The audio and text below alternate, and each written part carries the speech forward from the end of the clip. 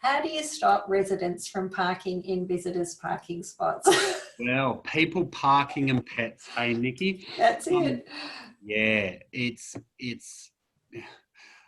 I'm assuming, so I've got a build, you need to have a record keeping system to work out who's parking and be able to track vehicles to owners. If you've got a building manager, it's easier. It is difficult. The buildings that I manage without a building manager normally have a member on the committee that's a covert parking operative that provides us with information so that we can target the offenders and get the result.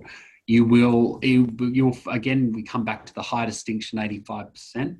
In those buildings, normally we see massive improvements, but it's something that needs to be continually managed, like storing items in car spaces, like what Pete was saying, people leaving their shoes and their floor mats and prams. It's something that you need to stay on top of as a building. So what I'd suggest you do, what we did at one of our buildings, we have a massive visitors space, visitors parking area with about 20 spaces.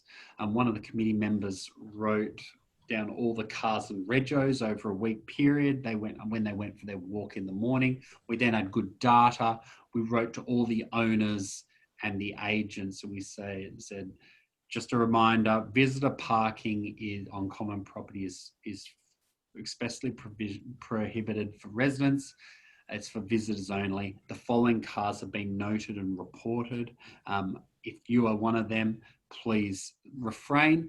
And then agents, please pass this on to your tenants. So by doing that over a period of time, you know, great news. We had 9 offenders. We're now down to 3. These are the 3 people. This is the final warning before we take you to fair trading, and then you can choose to take them or not. But we did whittle them down to, say, 15 down to 2.